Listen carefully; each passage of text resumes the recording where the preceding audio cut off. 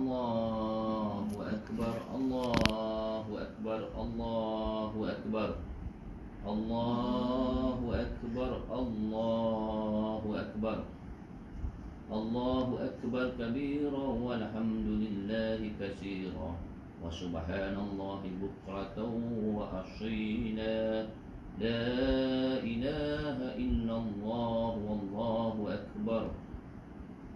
Allahu akbar walillahil hamd.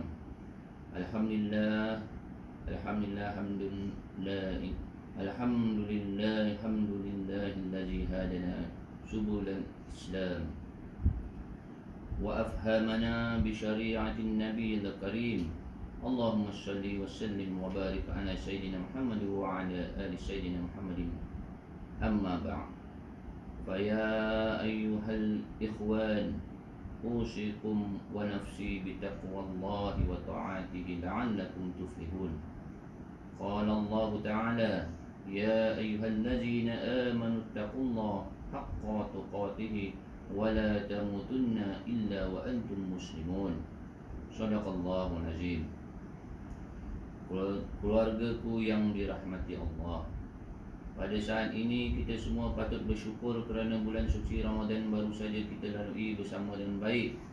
Meskipun suasana Ramadan dan 1 Syawal 1441 Hijrah hari ini lain daripada yang lain.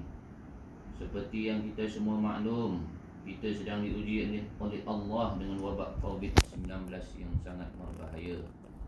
Sehingga kan banyak amal ibadah yang lazimnya kita lakukan secara berjemaah di masjid, seperti solat 5 waktu, solat Jumaat, solat Tarawih dan solat sunat Idul Fitri, terpaksa kita laksanakan di rumah atas nasihat dari para ulama dan pihak kerajaan.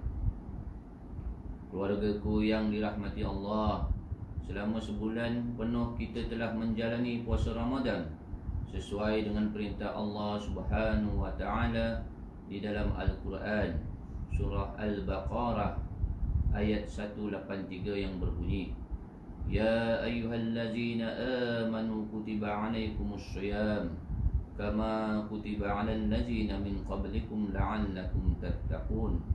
Maksudnya, hai orang-orang yang beriman, diwajibkan atas kamu berpuasa sebagaimana diwajibkan atas orang-orang sebelum kamu agar kamu bertakwa. Ibadah puasa memang bertujuan untuk membentuk kita semua menjadi hamba yang bertakwa kepada Allah. Kita dilarang melakukan perkara seperti makan, minum dan lain-lain perkara yang membatalkan puasa. Semua itu bertujuan untuk melatih kita menjadi manusia yang mampu menahan diri. Jika kita mampu menahan diri, maka insya-Allah kita juga akan dapat menahan diri daripada melakukan perkara-perkara yang diharamkan agama Islam. Sudah pasti kita mampu meninggalkan larangan itu.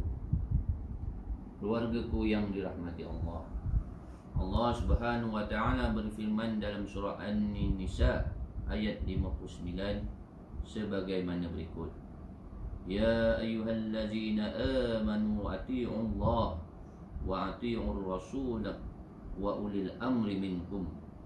Maksudnya, wahai orang-orang yang beriman, taatilah Allah dan taatilah Rasulnya, dan kepada para pemimpin di antara kamu.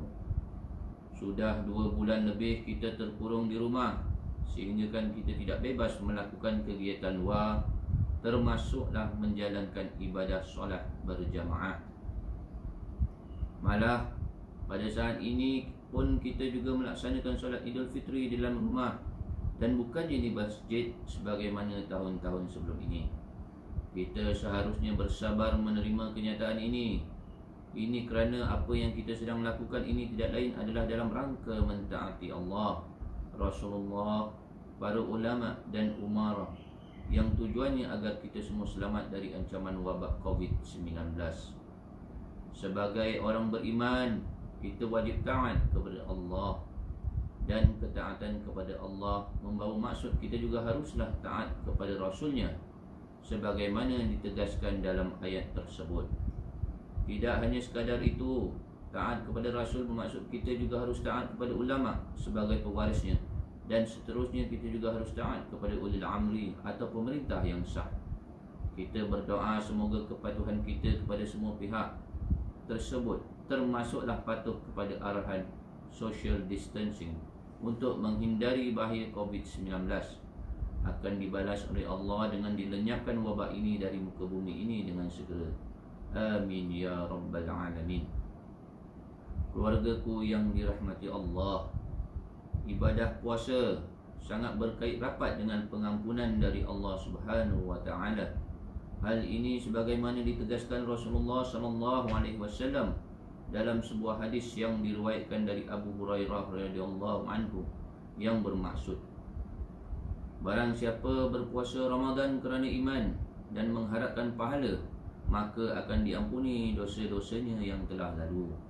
Jadi dengan selesainya kita melaksanakan ibadah puasa, maka dosa-dosa kita kepada Allah Subhanahu wa taala mudah-mudahan telah diampuninya.